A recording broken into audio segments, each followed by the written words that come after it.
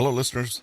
Buckle up for a new episode of The Science of Self, the only place where you learn to improve your life from the inside out. Today is Thursday, July 14th, 2022.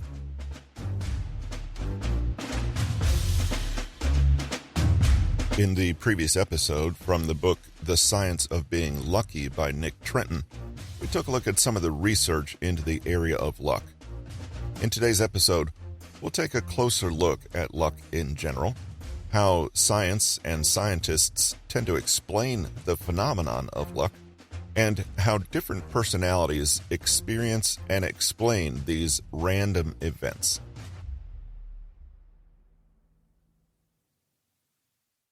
What is luck more generally, and why do people want it so badly? Why do we even care if black cats cross our paths or if we're wearing our smelly yet lucky underwear while watching our favorite teams play? We all grow up with the general idea that our actions are not the only factor at play in the outcomes of our lives, that there's some amount of random chance that's either working in our favor or against it. We call this random chance luck. If we're lucky, good things happen, and if we're unlucky, bad things happen. The belief in luck has manifested itself in different ways for different cultures and traditions for as long as there has been recorded history. In Western countries, there's an old saying, "See a penny, pick it up, and all day long you'll have good luck." In Eastern countries, you often can't enter a restaurant without catching a glimpse of a statue of a cat waving at you. Whatever the case, the idea of having good fortune and doing everything possible to channel this ephemeral blessing is often far more valuable to people than the coins or cats themselves.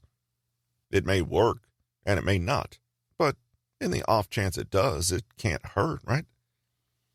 Just as accumulating good luck is highly desirable, avoiding bad luck is also of significant importance in many cultures. In fact, there are countless superstitions people hold for the sole purpose of avoiding misfortune, such as skipping the 13th floor in high-rise buildings or not walking under ladders. You may have your own personal superstitions about how to avert disaster. In either case, the thing about lucky charms and superstitions is that they represent our human attempt to control what seems uncontrollable. These forces were ascribed to the fates or malevolent spirits in the past. Today, the idea that things happen for no reason or because of random chance is no less terrifying, and we still try to appease these gods of chaos and randomness if we can. The only thing we know for sure about luck is that we want to have it on our side. The human need for control.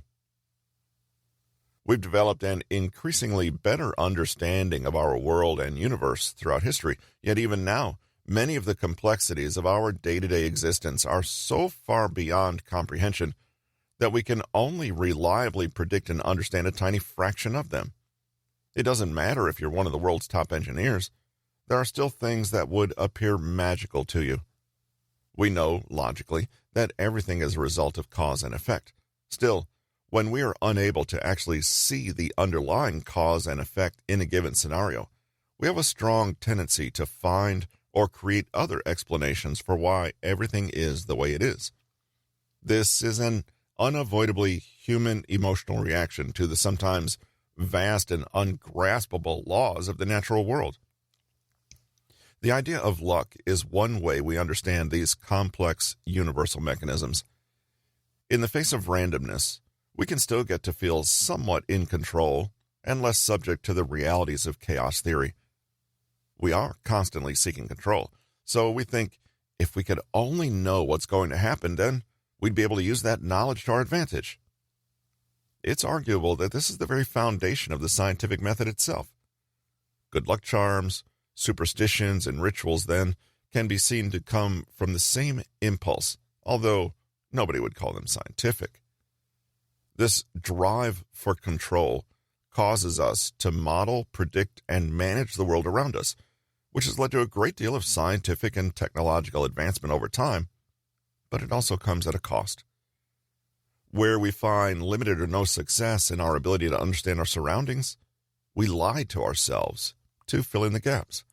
When things don't go as we planned or hoped, we simply explain away our failures as resulting from the incompetence of others or just plain bad luck. Bad luck becomes a black box or a container into which we can file away all the unexplained, unaccountable events we frustratingly lack an explanation for. A blackjack player can control their bet and whether they hit or stay, but to beat the house consistently enough to win some money, they'll need random chance to go in their favor more often than it goes against them. They'll need luck. The act of counting cards is important to explore here. Does remembering the cards that have already been used from a deck and using that data to calculate probabilities of success given the composition of remaining cards, card counters can make better informed decisions at the blackjack table. They make that black box smaller and give luck less chance to act. Is it still lucky to win at gambling if you know the probabilities for all the cards being dealt? At what point does luck turn into an informed decision or calculated risk based on statistics? And luck doesn't just apply to good things happening to us. It also applies to narrowly avoiding bad things happening to us, instances when the danger or negative consequences were close enough to feel. For example, someone may consider themselves lucky to be alive after escaping a car crash relatively unscathed. It would be fairly jarring to realize that you could have died, and no amount of luck or lucky underwear would have saved you. It's just how random and chaotic the world can be.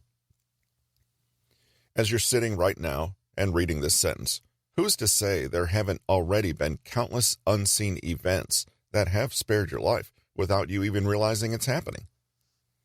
Things are continuously happening to us and around us, and we often have no ability to intervene or otherwise impact the outcomes of events in our own lives. Our winning days at the casino and the near misses driving on the interstate are due to good fortune, while the losing days and when actual harm does come to us result from bad luck. Luck, then, is simply an explanation for why good and bad things happen to us, an attribute we use to give meaning to random events. It's the story we tell to give us the illusion of understanding and, by extension, control. The idea of luck is not only useful for making ourselves feel better about the chaos around us, we also commonly use luck to make others feel better too, attributing our own successes to luck rather than skill to make another person feel okay about their failures. When a basketball player makes a half-court shot at the last second to win a game, it will likely be called a lucky shot, whether the player practices half-court shots consistently or not. The other team might still feel bad about their loss, but knowing they just caught an unlucky break can alleviate their sense of responsibility for coming up short. Bad luck can also explain away poor performances, protecting not just our egos, but our very sense of justice and the way the world works. These examples illustrate how we tend to use luck as an attribution to create false meaning in the effort to make ourselves and others feel better. Ultimately, what we can realize is that luck is not something that comes from the gods or nature. It's a human creation, a coping mechanism for explaining that which we can't logically or rationally explain ourselves. The scientific view on luck. Given what we know about luck, you may not be surprised that the concept of luck is regularly at odds with the scientific understanding of the world, and, in fact, scientists often describe what we call luck by another name, chance and probability. Upon closer examination, this simple change in terminology can be uncomfortable for many people. This is because even though luck itself may not be within our control, it does at least give us a feeling of control over a world governed by random chance. We may unconsciously imagine that luck is still doled out according to merit somehow, or according to the dictates of fate. And believing in luck can potentially be even more comforting for many people if that belief coincides with the idea that there's always the chance to get more luck. Nobel Prize winner and Princeton math professor John Nash is quoted in the movie A Beautiful Mind saying, "I don't believe in luck, but I do believe in assigning a value to things. We can infer that the value John Nash is referring to is a probability that in a random scenario, given the circumstances A, the outcome will be B, C, or D. Through this scientific approach, we can't predict exactly what will happen, but we can model the likelihood of each of the possible outcomes based on the information we do have. Luck is entirely absent from this equation, replaced by chance in the form of probabilities. To an outsider who doesn't understand or consider the probabilities of each outcome, they may consider themselves lucky if their most desirable outcomes become a reality and unlucky if not. But if the outcomes they desire are statistically improbable and in the end they don't occur, is there actually anything unlucky about that? A scientist would more than likely argue not. They would suggest that luck, in this case, is a human intervention alone. It's not personal. The outcomes didn't really happen to anyone. They just happened. After all, is a single event that favors one and punishes another a lucky or unlucky one? What happens if we remove the human interpretation completely? Brad Watson, scientist and author of the booklet There Are No Coincidences, There Is Synchronism, Design, and Alignment, said that Nash was both wrong and right. Watson believes that luck is an integral part of our existence, and even went so far as to create an equation that assigns a value to luck. Luck 100 equals karma 4 plus modesty 1 times desire 4 plus actions 4 plus abilities 4 plus contribution 4 plus blessings 4. Watson leaves it up to the individual to interpret this equation, and your own feelings about luck may determine what, if anything, it means to you. Again, we see that luck always seems to be colored with inescapable narrative elements. However, one need only examine some of Watson's other beliefs, such as the one that he is the reincarnation of both Jesus and Albert Einstein, to get an idea how luck and deception often go hand in hand. Locus of control. In the field of personality psychology, the locus of control is defined as the strength of a person's belief that they, and not external forces beyond their control, determine the experiences and outcomes of their own life. This is important. It suggests that the phenomenon of luck and our human perception of that luck are two different things. Again, we are dealing with attributions made by human beings with a particular stake in random, impersonal events. Jean-Paul Sartre and Sigmund Freud are two among many philosophers and psychologists who have attributed a belief in luck to a lower degree locus of control for one's life and, subsequently, an outlet for escape from personal responsibility. Believing in luck is comforting when we fail or otherwise feel dissatisfied because the blame for all of the negative consequences can be shifted away from us. In this case, we didn't need to work harder or take a different approach. All we needed was a little more good luck, and we could have been successful. With an external locus of control, you dial down your own agency and see the events of your life as outside of your influence. With an internal locus of control, you see yourself as the main driver of events. Psychologists are interested in this attribution of events and want to see how functional it is, i.e., which mindset is most likely to lead to well-being and success. Unlike statisticians or philosophers, however, they have little to say about the objective accuracy of these attitudes.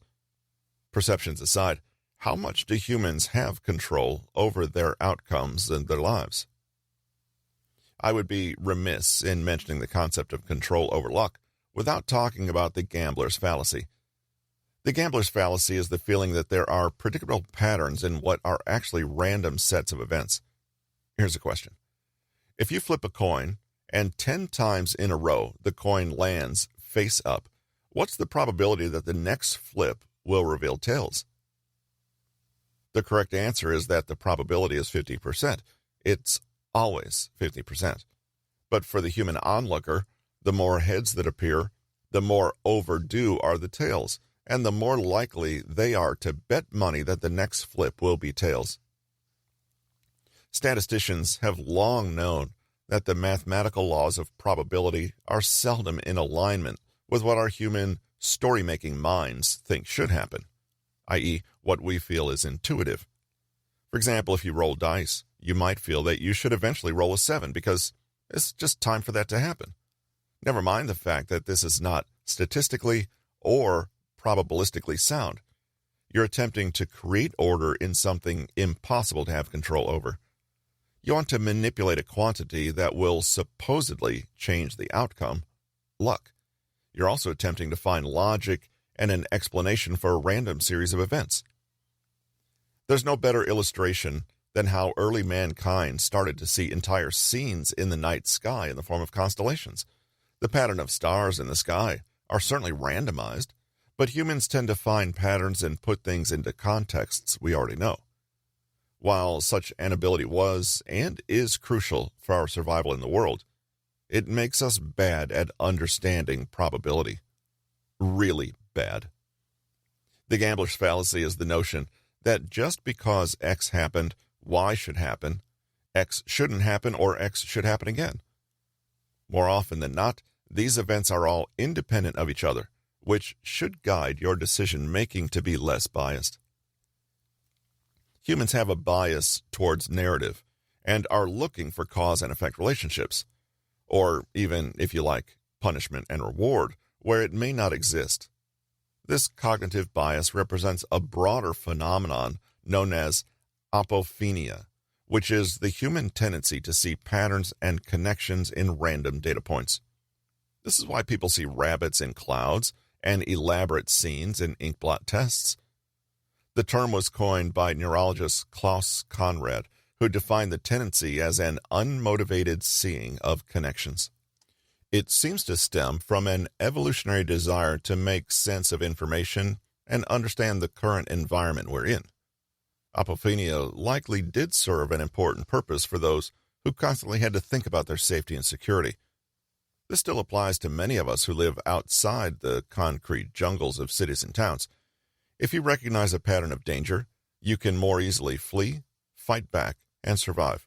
If you miss these patterns, you're going to be something's dinner. One's propensity for apophenia could literally mean the difference between life and death. For instance, you might notice leaves rustling, the birds have disappeared, and dust is rising from a nearby bush. If you fail to put together that this is a pattern of an impending attack from a jaguar, then you're dinner. It turns out seeing patterns where they may not exist can be a boon, though not when you're gambling. However, they can also lead to a skewed perception of reality. Apophenia notably gives rise to the locus of control. Renowned psychologist Julian Rotter first developed the principle of locus of control in 1954. The main consideration of his theory is people's belief that control either resides internally or externally, within yourself or within others and external circumstances. Whether you can truly control your reality or if it is purely subject to others. In 1990, Rotter described the internal locus of control as the degree to which persons expect that a reinforcement or an outcome of their behavior is contingent on their own behavior or personal characteristics. Such an expectation can have numerous benefits, including confidence and motivation to seek out information and develop skills that will enable them to better influence people and situations. This belief in their own control can also incentivize people with an internal locus of control to be highly success-oriented or become politically active. It makes sense. Believing that your actions have a predictable and quantifiable effect on the world makes you more likely to take those actions. On the other hand, Rotter described the external locus of control as the degree to which persons expect that the reinforcement or outcome is a function of chance, luck, or fate, is under the control of other powerful others, or is simply unpredictable. This fatalistic way of viewing the world doesn't come without its own benefits, including generally being more passive and accepting. If a person believes that they do not have any control over given matter and should just be at peace with whatever happens, that can give them a very even-tempered approach to life, or make them shrug and give up. In sum, a person with a strong internal locus of control will take responsibility for the failure and success of their actions in achieving their desired outcome, believing that their failures are due to a lack of ability, focus, or effort. Meanwhile, a person with a mostly external locus of control will be likely to attribute their successes and failures to either being lucky or unlucky. Like many other personality traits, the locus of control is not merely black and white, but rather a spectrum. Some people have an entirely internal or external locus of control, but it's more common for individuals to have a mix of both of the views. Interestingly, it is possible for an individual's position on the locus of control spectrum to change over the course of their life in response to different events. While some people's outlook might be relatively static, the general trend is for younger and elderly people to have a higher external locus of control than middle-aged people who are more success-oriented during their career prime. Due to their beliefs in their own self-control and ability to influence their environments, people with a high internal locus of control see their future as being in their own hands. In the case of children or the elderly, though, there may be objective limitations to what is and isn't in their scope of control. There is, of course, a downside to high levels of personal responsibility.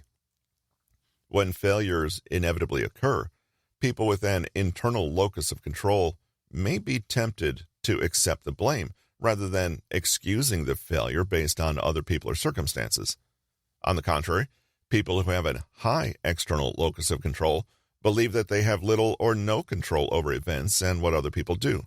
Some may even allow this lack of control to go even further, believing that other people actually have control over them, and there's nothing that they can do besides fall in line and accept their fate. So, how does luck figure into the locus of control? Well, guess who tends to possess a greater belief and even reliance upon the concept of luck? Those with an external locus of control. Luck fits neatly into that description. Both luck and an external locus of control can be characterized by accepting what happens and relying on external events, even and especially those events you don't understand or even like.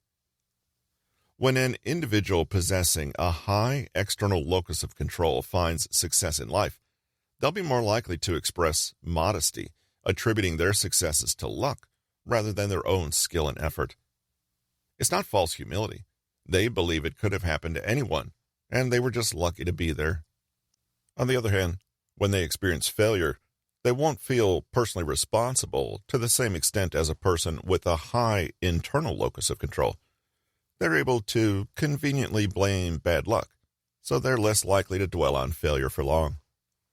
Another characteristic of having an external locus of control is the relatively lower likelihood of being proactive or acting in their best interests. At its worst, this can look like apathy or a victim complex. When events are chaotic and complicated, they may take a step back and let things work themselves out, assuming that they wouldn't be able to make a significant difference anyway, even if they tried. As you can imagine, this isn't something that creates enormous feelings of competence or confidence. Those with an internal loci of control will beat themselves up when they fail. It is their fault, right? But they're also more likely to take credit when they succeed, allowing it to boost their confidence in themselves, rightly or wrongly. Someone with an external locus of control would be happy if you told them good luck, whereas someone with an internal locus of control would reply, I don't need luck. Which are you more likely to say?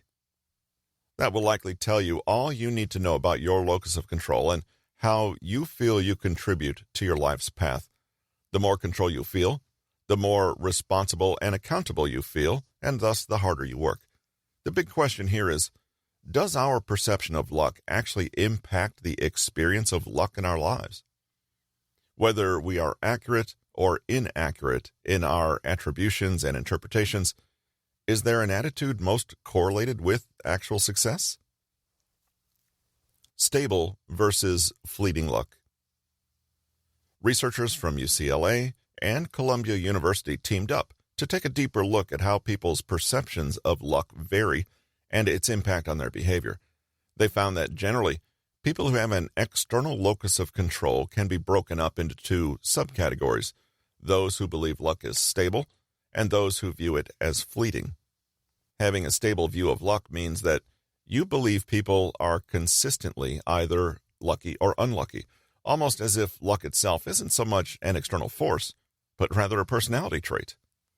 If Michael wins at blackjack 5 trips to the casino in a row, he must be a really lucky guy. Forever. The group that views luck as fleeting sees it as entirely external, believing that a person's luck is unpredictable and oscillates back and forth between favorable and unfavorable.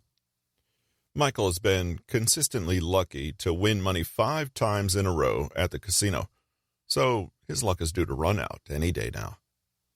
It was his lucky day, but anything could happen tomorrow. How do these views affect people personally? For those individuals who have an external locus of control and a view that luck is stable, research has shown that this leads to a higher drive for achieving personal success. This stable outlook is correlated with greater feelings of personal control, which is in turn attributable to being more motivated and proactive about achieving the outcomes they desire. This may seem surprising, but this phenomenon makes sense upon closer examination. If you believe in luck as a stable force, and you also believe that your personal luck is within your sphere of influence, it follows that you would be more consistent in pursuing your goals. We're dealing with luck, but a stable, known quantity of luck. After all, you have a fixed and knowable advantage over all those people who aren't as lucky as you. On the contrary, taking the approach to luck as random and uninfluenceable can make you wonder, what's the point of even trying? You may as well live in a world where every outcome of every moment is determined by the random spin of a wheel. Even if something good happens in such a universe, all you can assume is that it's currently happening. Nothing suggests that it will continue. But being skeptical and simply resigning yourself to your fate will undermine any motivation to make the effort to be successful in the first place. Let's take an example from the restaurant industry. There are many myths about how many restaurants fail in the first few years after opening. Still, even conservative estimates put this number somewhere around 60% of restaurants failing within 3 years. We can imagine that somebody with an external locus of control and a fleeting view on luck might look at that probability for failure and say, why even bother? My restaurant would probably fail anyway. Even if they had already made a success of a restaurant in the past, this would mean nothing. The random and often cruel hands of fate might just as easily smash their dreams of a subsequent restaurant. Retain the same external locus of control, but switch the view on luck from fleeting to stable, and suddenly our prospective restaurant owner might be thinking, only 40% succeed, but I'm luckier than most people, so I think I'll be in the 40%. And if they had succeeded before, they may be tempted to think, I'll probably be in the top of that 40%. Here, the probabilities remain the same, but the appraisal of those probabilities varies.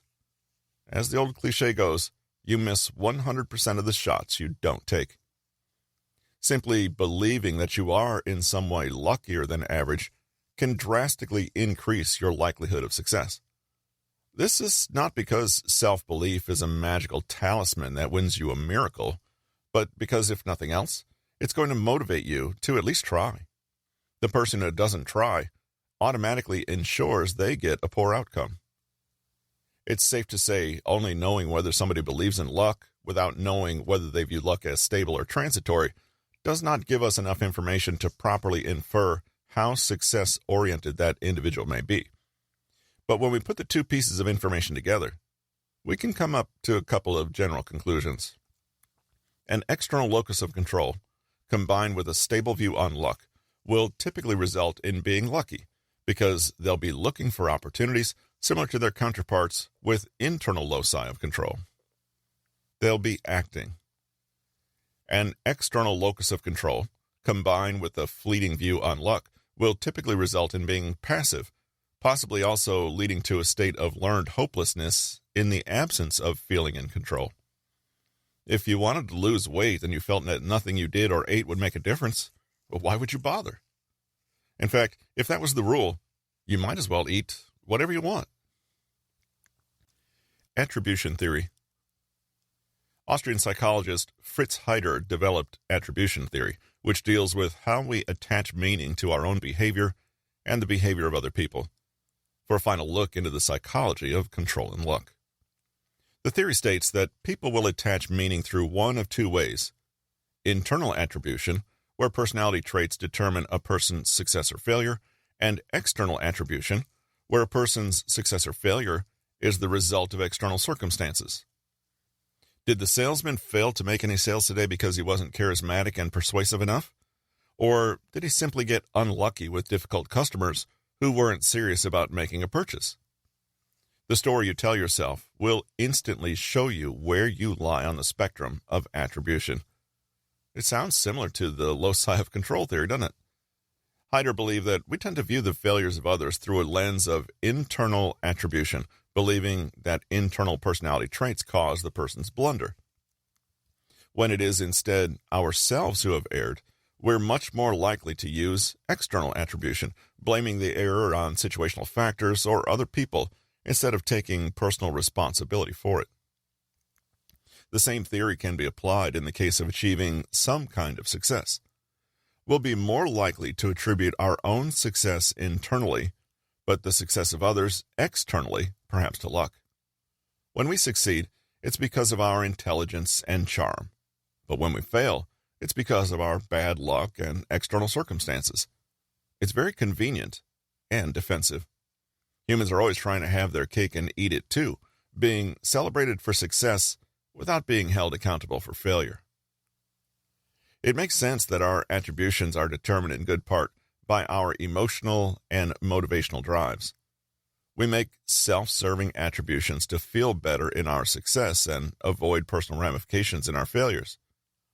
We'll also tend toward self-serving attributions in the face of what we view as personal attacks. Instead of addressing the criticism, we'll point to other injustices in this unfair world as distractions or excuses. This is especially true for people who have a strong need to avoid failure at all costs, as they'll be most likely to make attributions that put themselves in a good light. But are these self-serving attributions actually harming us long-term? If we never take responsibility for our failures, how can we expect to learn from them and not repeat them? Furthermore, if we truly believe that luck is a major factor in our ability to succeed, then we're much less likely to have perseverance and discipline when external circumstances aren't in our favor. This is basically the logic behind making excuses and engaging in rationalizing behaviors. We also tend to blame victims for their own suffering in a subconscious effort to distance ourselves from suffering the same plight. Yet another tendency we have is to view ourselves as more complicated than others, thinking we're more multifaceted and less predictable because we spend more of our time thinking introspectively than about the complexities of other people. Ultimately, what can you take away from understanding these natural human tendencies? If we prefer to think of ourselves as responsible and accountable, and generally holding our own fates in our hands, then we do away completely with the concept of luck. This gives you a full path toward victory, but also failure. Perhaps we engage in lucky thinking as a defense mechanism to protect against those inevitable failures. In a way, it can be said that personal responsibility is almost directly in conflict with feelings of luck. Take two people who have the exact same amount of talent and work equally hard. One goes out for lunch at the very moment the other is discovered by a talent agent eating lunch at his desk. Would this be considered lucky the person was simply hungry for something specific at the right moment? Would this be considered unlucky for the person who stepped out for lunch at the exact wrong moment? Perhaps. It might feel like this chapter has been leading up to the point of declaring that a belief in luck is going to hold you back. But that's not quite the point. It's the belief that you can't help your circumstances and that luck will either make or break you that will hold you back. Realizing that you have the power to change your reality is what will lead to situations we would call lucky. To whatever degree you believe in it, luck will not be the primary factor that determines the outcome in your life, but it does matter. Takeaways. Humans have an innate need to live in a world that makes sense to them, and which they feel they can control and influence. We want to predict, model, and manage the world, but this, combined with our tendency to find patterns where there are none, can make our perceptions of probability very different from the reality. The way we experience and explain random events and the cause to which we attribute these events is highly personal. We may have an internal or external locus of control, which is whether we believe we are the cause of life's events, the former, or whether our lives are at the mercy of external events beyond our control, the latter.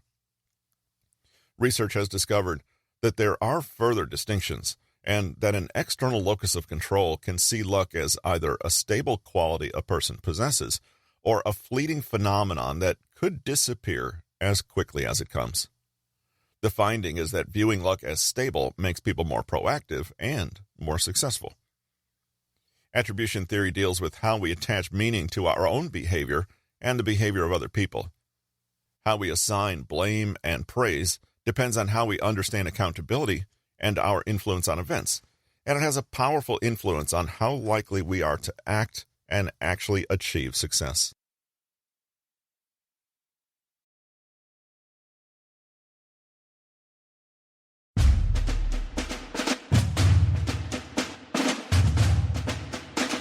This episode of The Science of Self was brought to you by Newton Media Group.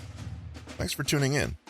If you enjoyed today's show and would like to learn more, head over to PeteHollins.com or NickTrenton.com, today's author, for access to their free resources. Thanks for joining us today, and talk to you next week.